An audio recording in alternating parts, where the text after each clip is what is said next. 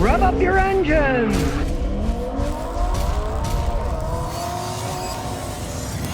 If you wonder how much these CEOs make, Mary Barra, the CEO of GM last year, made almost $29 million. But there's even an argument here. A lot of people are saying, no, GM's hiding a bunch of it. She actually got a lot more than that, but they don't want to make it look as bad as it is, so they're trying to hide it. And I tend to believe that. But as it stands, this is the hilarious thing. Her base salary is only $2.1 million. So why did she get almost 29? Because they got all kinds of BS to get extra money. Kind of like the football players. If you score more than 3 touchdowns, you get so much money for each extra touchdown, blah, blah, blah. Well, in her case, $6.3 million of her salary was incentives, whatever that is, $4.9 million in stock options, $14.6 million in stocks alone, and $1.1 million in other payments. Other payments. Gee, I'd like if somebody paid me $1.1 million every year for other payments. Not saying what it is. As I said, many people say she's probably getting a lot more than that, and they're just hiding it because they don't want to make it look as bad as it is. They're paying all these people all this money, yet they're laying people off at the factories to make the company profitable, right? Maybe pay your CEO less. And this BS about salary, it's meaningless garbage. It's how much money do people get every year. The salary doesn't mean anything these days. It's just kind of a fantasy to make it look like, well, we only paid her $2.1 million in salary, right? But $29 million went in her bank account. So it makes you wonder about these companies. They make all these wrong decisions and then they just pay themselves more because, hey, they run the company and they decide how much money they're going to pay themselves. The world goes on in strange ways. The rich get richer. Now they're trying to hide the money even further because they don't want people to know, wow, they really made all that money. Oh, no. This is all. We only made $29 million, right? Well, the tide may be turning. Americans are finally buying sedans and hatchbacks over boring SUVs. Everybody want an SUV now. People are starting to turn the tail, and more people are buying sedans and less are buying SUVs. Now, there's all kinds of reasons behind it, but I'll give you the 2 main ones. Numero uno, the SUVs cost more. They mark them all up so they can make a profit because they're popular, right? I've told people for years, do you really need an SUV? How about a nice 4-door Camry? Nice cars can run forever, get great gas mileage, right? And I said they cost less because they're not as popular now. They used to be super popular, now they aren't, but now they're becoming popular again. And of course, number 2 is the price. SUVs are more expensive. With this coming recession, the interest rates high, people are looking to buy things at a lower price. I'm always amazed by the auto industry myself because they're like a bunch of sheep following each other around. When I was a kid in the 60s, they kept making the fins longer on cars. Made no sense, but the fin wars that they had, right? And now it's been SUVs. Everybody wants an SUVs. And Ford's like, we're not even going to make these 2-row SUVs. They're not big enough. We don't make enough money. We're only going to sell the 3-row SUVs. Bigger and bigger and bigger. Well, just like the dinosaurs, guess what? If you get too big, you go extinct. So maybe people are finally going to wise up and say, do I really need an SUV that gets much worse gas mileage than a regular sedan? Because the sedans are lower to the ground. They're more aerodynamic. They don't weigh as much. SUVs, especially the big ones, get horrible gas mileage. Maybe people are finally turning around realizing there's nothing wrong with sedans. Pull a lot of people. It's comfy. You're going to get better gas mileage, and they cost less. Dear Scotty, please put this in your video. I went to a Toyota dealership to get a transmission service. They hooked up the CVT cooling lines and then flushed it. Then they said they'd advise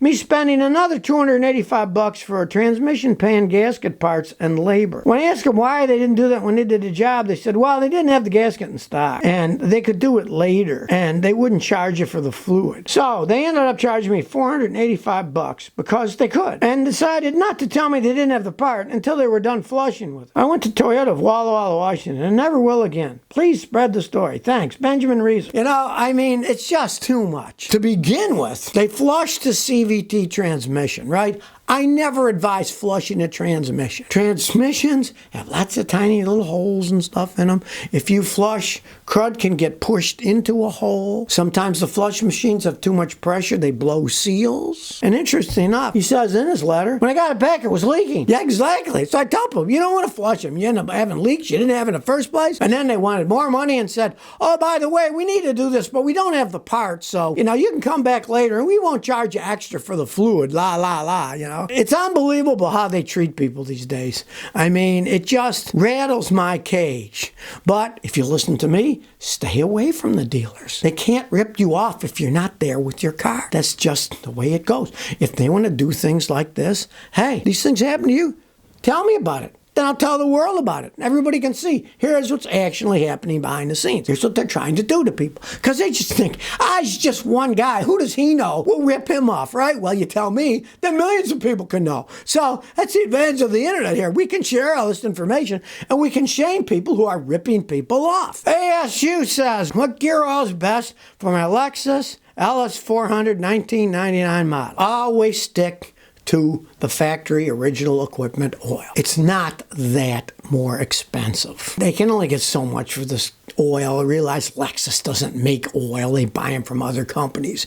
But they have certain specifications. And you know that you go to the parts department at a Lexus dealer and buy the oil. It's going to be the right oil. It's got the right additives. Because realize one thing. When you change transmission fluid, most vehicles today, when you drain the fluid, you're only going to get out maybe 25% of the oil. 75% of it's still in a torque converter and a transmission. So you're only diluting it with clean fluid. You don't want to have one type of oil that may have a different additive package than another. Always stick to the same exact one. Now, back in the day, there were only a few different kinds. Now there's literally scores of different types of fluid. So always stick to the OEM factory when it only makes sense. No one knows what additives in, and they won't tell you. They won't even tell me. Hey, you know what? You say you got all these great additives. What are they? And then they say, well, we can't tell you because it's a trade secret. We don't want people stealing our trade secrets. So nobody's going to tell you what additives are in it. It's best just to stick to what it came with. Dunmore says, my car is struggling to take off, especially uphill. I got a Toyota Vitz,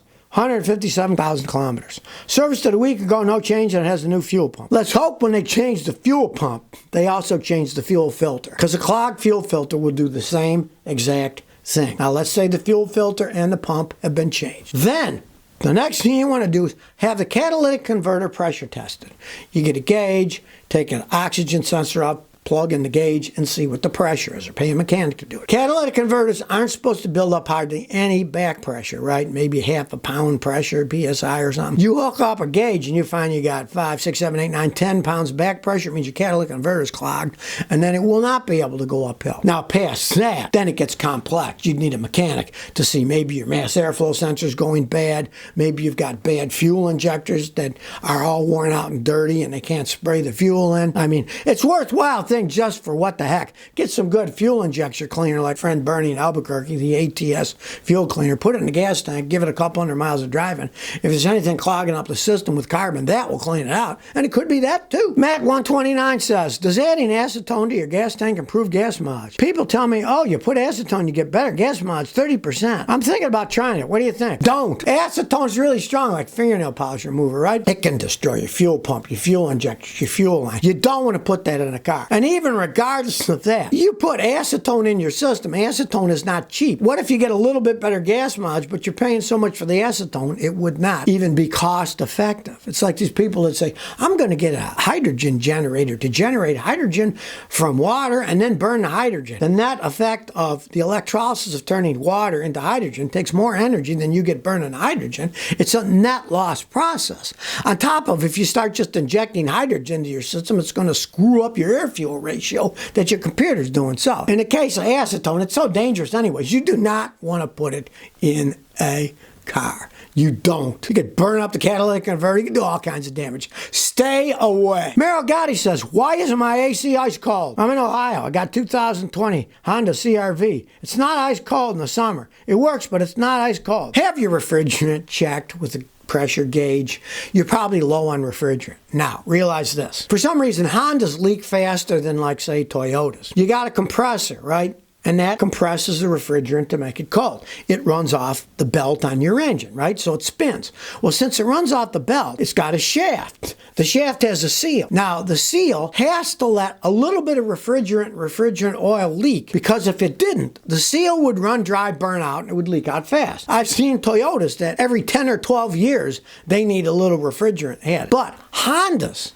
they all seem to leak faster, and it's very common for them when they're 3, 4 years old to have to add some refrigerant because some of it is leaked out. That's probably what it is. I mean, there's also stuff like if somebody put Kleenexes in your glove box and they got sucked into the intake, then it's blocking it. That would do it too. Check obvious things.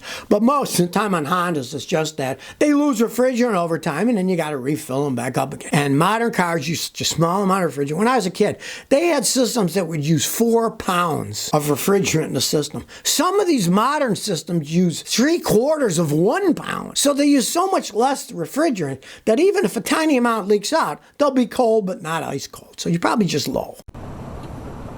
So if you never want to miss another one of my new car repair videos, remember to ring that bell.